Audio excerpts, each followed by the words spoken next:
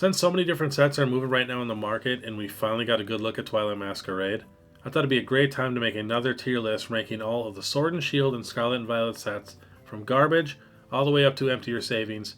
We're going to actually be using the current prices of all these sets today. And we're going to talk about a little bit more than just booster boxes, some ETBs, and collection boxes. But before we get started, we got to thank today's video sponsor, and that is Punch-Out Gaming. Punch-Out Gaming is my local game store and the #1 game store in all of Minnesota. I've actually been to them all. Nobody beats their variety.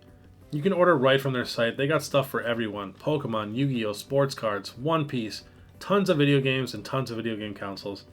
And they have one of the best selections of raw Pokemon cards that I have ever seen. So if you're ever in Minnesota, they're 30 minutes north of the Twin Cities, located in Forest Lake, and the link is in the description. Definitely check them out. Alright, this is all in order, so we're going to start off with Sword and Shield. Now, Sword and Shield booster box is almost $300. I believe it's about $290. And the set really isn't that good. At $290, I do not think I would invest my money into a booster box. It'll probably be a $350, maybe $400 booster box down the road. But, yeah, it's not the best set. Just all base sets do relatively well. Rebel Clash. This was the shortest printed set for all of Sword and Shield. Again, not the best set. It is better than Sword and Shield in my opinion. But it's just so expensive. I mean, the ETB is like $100 and something, $150. Booster box, I believe, is about $220. At those prices, I don't think I would invest in either Sword and Shield or Rebel Clash. Now, Darkness Ablaze, I absolutely hate this set. It's just a terrible set. Shouldn't even really exist. But the booster box is $135 and going down right now. If you can get this booster box, if you can talk to some people really want to sell these right now. If you can get this booster box for like $100, $110, maybe $115, I think that's totally fine. It's, like I said, not the best box at all. And it's just not the best set. But it'll probably be a $250 set down the road. So it'd be an okay, especially if you're somebody who likes to collect every set. I know a lot of people love that, myself included. So I think now would be a good time to actually get a box of Darkness Ablaze. Alright, next up, Champion's Path. Same thing, terrible set, shouldn't really exist. The Charizard should actually be in Shiny Fates. But I'm going to leave it and invest in a box for now because there's a couple things going for it. When the boom happened, a lot of people were buying this ETB, chasing those Charizards. I could see people being nostalgic to that. Because a lot of people started, that's what got them back into Pokemon. And it does have a couple really, really nice Charizards. I actually really, really like the Charizard V. I think it's even better than the Hidden Fates Shiny Charizard. So I'm going to leave it and invest a box. I believe at ETB is like $90, $80 to $100. But I promise you people will want to sell these right now. You could probably talk to some people and maybe get it for a little cheaper. It is going down in price right now. Next, Vivid Voltage. I actually really like this set. I think this is like the best set that doesn't have alternate arts in it. Got the Rainbow Pikachu and Amazing Rares. A lot of people love those Amazing Rares, myself included. They were $30, $40 a card when they first came out. So, if you can find Vivid Voltage booster boxes for a really good price, and you got the money, I wouldn't mind investing in a few boxes, taking a chance. Again, this was right when the boom happened. People might be really, really nostalgic to that down the road. You never know. So, sometimes it pays off, sometimes it doesn't. And again, if you don't have a ton of money, then you're going to want to, only stick to a couple sets. Shining Fates, worst shiny set ever. Yeah, probably ever. If it would have got the Charizards from Champion's Path, would have been a lot better. ETBs are dirt cheap. And all of the collection boxes are dirt cheap. If you need it for a collection, yeah, you can invest in a box or two. But I don't think it's going to do very good down the road. But it is so cheap that it wouldn't really hurt you if you really wanted to try it out. Next, Battle Styles. I love Battle Styles. I love Urshifu. And it's got the Sleepy T-Tar.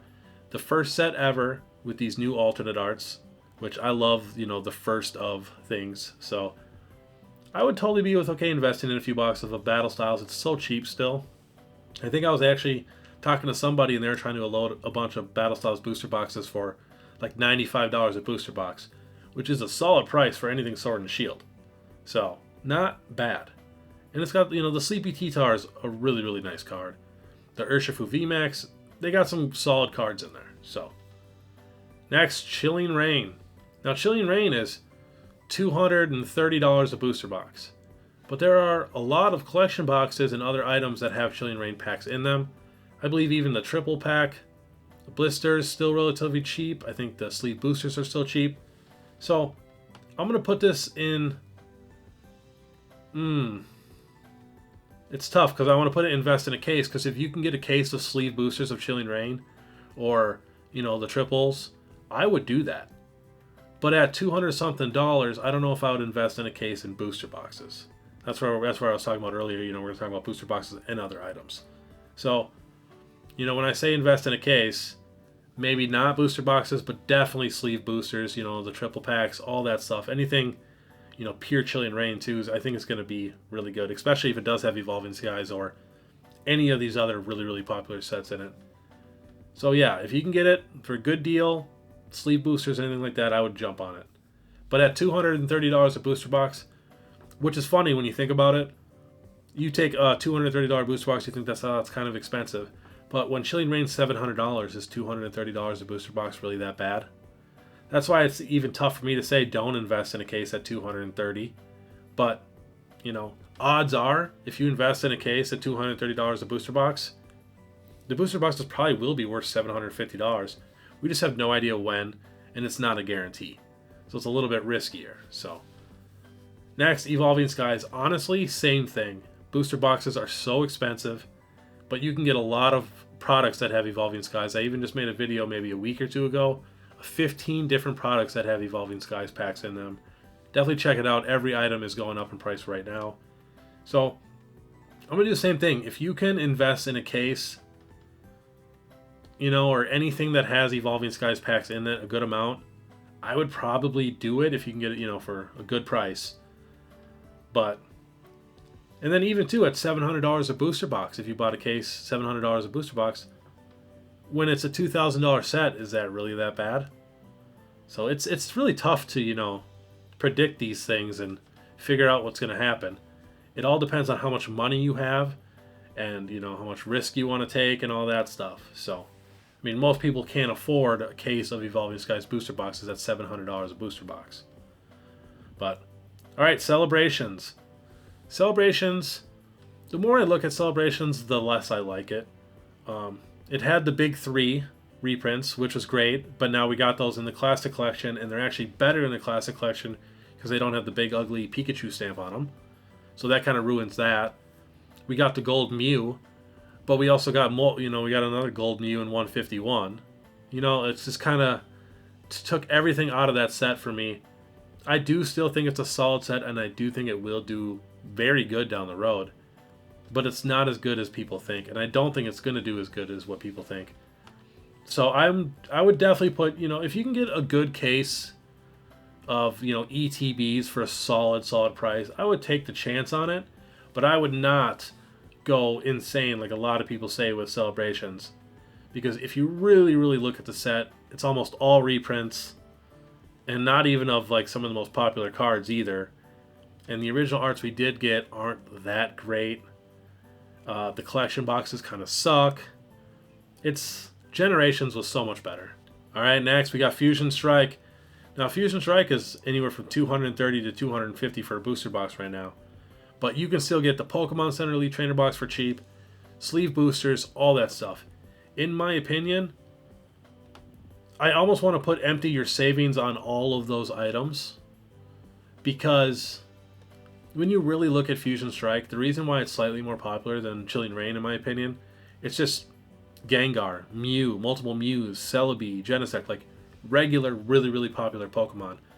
Chilling Reign is a bunch of Gen 8, you know, remakes of already popular Pokemon, the Galarian birds and stuff like that. It does have Blaziken, but if those were regular bird alternate arts, it wouldn't even be comparable. But they're the Galarian birds, not as many people like them. So I for sure invest in a case, multiple cases of anything Fusion. If you can get Fusion Strike Sleep Boosters, a great deal on some, you know, on some cases, I would do that all day long. Anything you can get Fusion Strike, you know, that's not the $250 booster box, because I think that is a little expensive. Again, just like I said before, it could be $700, could be $1,000, And at $200, that's not bad at all. People said that at Evolving Skies, $250 for a newer booster box is too expensive. Look at it now, $700. So I always want to say that. And also, don't actually go empty your savings for any of these. Be smart with your money. I just put it there for the graph. So, all right, next we got Brilliant Stars. I actually really enjoy Brilliant Stars. It has the Evolution Trainer Gallery, and it has 2 Chase Charizards. So put empty your savings on it. Just for now, I'm going to move some of this stuff around probably. But I really, really like Brilliant Stars. And if you can get it for dirt cheap right now, I would pick up as much of it as I can. I mean, you got Charizard and Arceus. I just hate the pack art. And I do wish they would have chosen Charizard as a mascot. It just would have made the set better, honestly. And I love the arts. I actually really like the Rainbow V-Star. And I love the alternate art. I think it's one of the best Charizard cards we've ever gotten in all of TCG history. So, solid set. Love Brilliant Stars. I think it has great potential, and people are sleeping on it to where I feel like you could get a really, really good deal.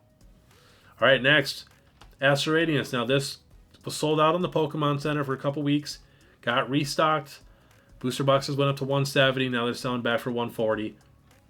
I would totally invest in a case of Astro Radiance. I would totally take the gamble.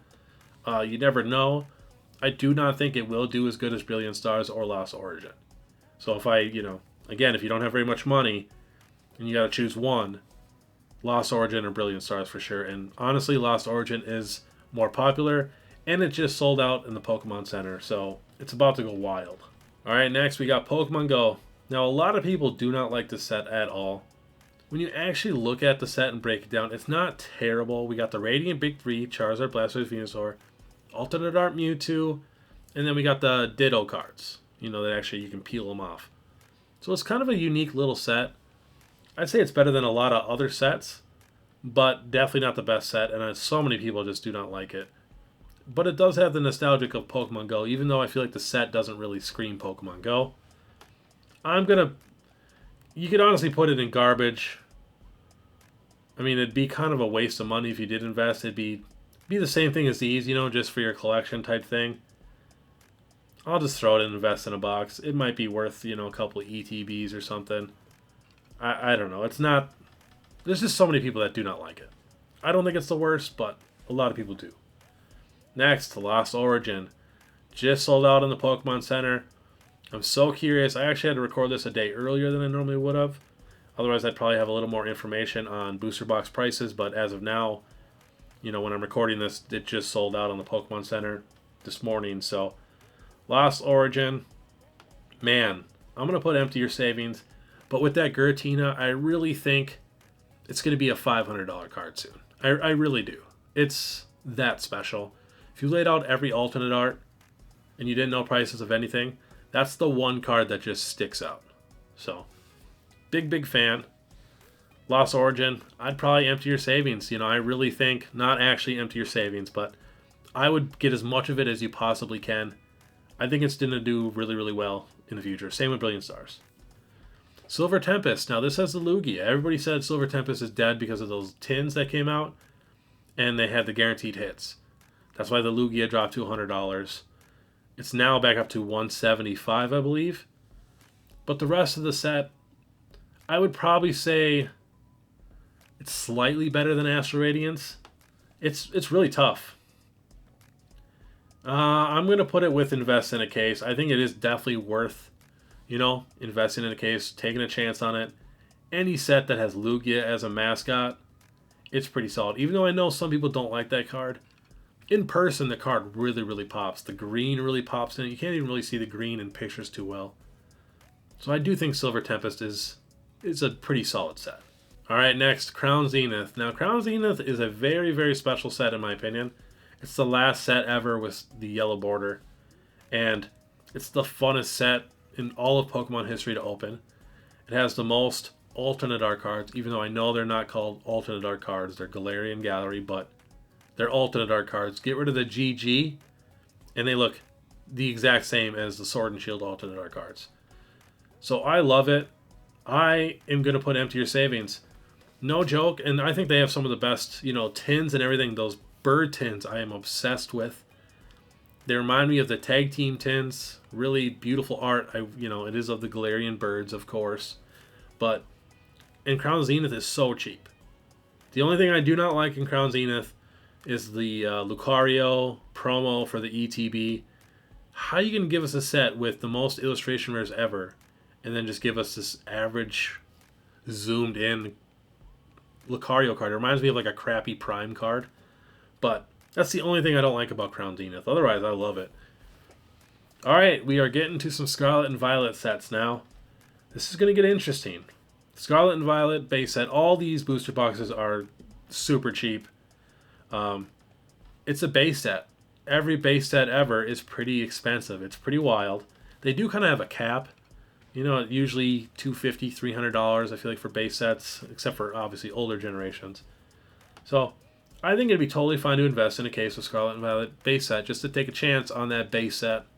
It almost always, it's paid off every time so far. So, alright, next. Paldea Evolved. Honestly, if you can get it really, really cheap, I'm going to put it in the Empty Your Savings. It's such a good set. And now that the Magikarp is so popular and made such a big mark, and everybody's going to remember that, it really helped out Paldea Evolved. Because that was the one thing with Paldea Evolved that I felt like it was lacking. If you do not like Generation 9 at all, like let's say at all, you would not like Paldea Evolved.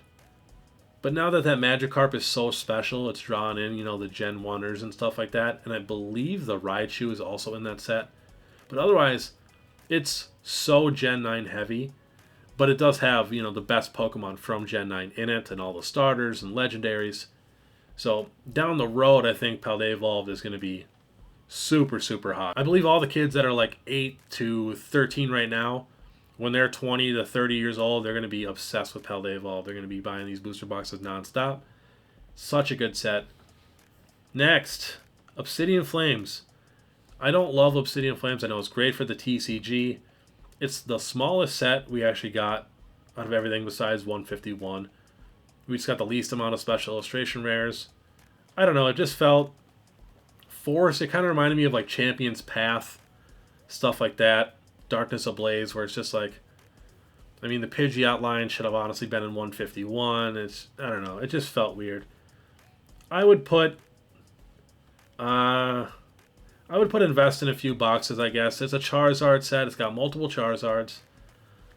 And Pidgeot, pretty Gen 1 heavy and great for the TCG. I'd get a couple booster boxes maybe, take a chance on it. All right, next we got 151. Now, 151 is just special. I wish we got the Master Balls like Japan, but we didn't. But here's the thing a lot of people forget about. The 151 is the first English set where we can actually pull a God Pack. You can actually pull a pack that has the Charizard, Charmeleon, and Charmander illustration rares all in one, or, Blastoise line or Venusaur line. So in my opinion, that's very, very special. And it's pure Gen 1. Like, we've never really had a set like this before. Alright, next we got Paradox Rift. I love Paradox Rift. I think so many people are sleeping on it. I think it's just as good as Paldea Evolved. Almost better because it has such good variety. With the Tapu Koko, the Altaria, the Garchomp, and then it has like the Groudon illustration rare, the Yveltal illustration rare. It's such a good set. And I think even the special illustration rare trainers, like the Parasol Lady and stuff like that, is actually better looking than the Paldea Evolved. But it's the Iono, so it just automatically gets the expensive hype. And then the Magikarp gets the hype from the Giratina. But I really think if you really look at it, Paradox Rift is probably the best set we've gotten for all of Scarlet and Violet era because it has a good variety of everything. It has super, super bright colors. They really tried with that one. When you really break it down, I think Paradox Rift is top tier. So the question is, where do we put Paradox Rift? I'm going to put it up Empty Your Savings. I'm going to be crazy. I think Paradox Rift, sleeper set, I think down the road, it's going to be really, really popular. Tapu Koko is a pretty popular Pokemon if you guys have ever watched the show. He's a beast, saved a lot of people, great in the show. And then that Altaria card, in my opinion, is almost better looking than the Aerodactyl alternate art. So, kind of some hot takes there. Love Paradox Rift. I know not a lot of people, agree with me, but my personal opinion. Next, Paldean Fates. Paldean Fates is so much better than Shiny Fates. I still do think they dropped the ball. If they would have gave us 3 more special illustration rare shiny Pokemon and 3 to 6 more regular illustration rare shiny Pokemon, it could have been the most popular set in all of Scarlet and Violet. I'm not even kidding. But now that it didn't, now again, no booster boxes or anything like that.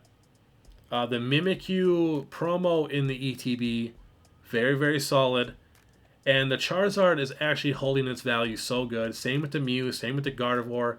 Some of the best cards we've gotten in Scarlet and Violet, like value-wise.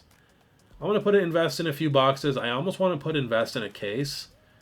If you could get a case of the Pokemon Center Elite Trainer boxes of Paldean Fates, not bad. I would say that's decent to sit on. It has a chance. People love it. Like, people really, really, really like it. So, which surprises me. I thought everybody would hate it. With only getting the 3, special illustration rare shinies, and not everybody loves the baby shinies because they're just reprints of other cards. But yeah, invest in a few boxes, maybe even a case if they're that Pokemon Center Elite Trainer box. Alright, next we got Temporal Forces. Now, when I first seen Temporal Forces and I looked at the set actually really, really reminded me of Chilling Reign, remakes of really popular Pokemon. And now that it was, a little short printed and everything with the market manipulation, it's in people's heads a lot more than I thought it would be. To where I think it'd totally be fine investing in a few boxes. Maybe I'm going to put it invest in a case. If you can get a case of Temporal Forces booster boxes, I think that'd be okay. I think that'd be a good one to sit on. It's pretty popular. The value of the cards is still holding strong. Better than a lot of people thought, myself included.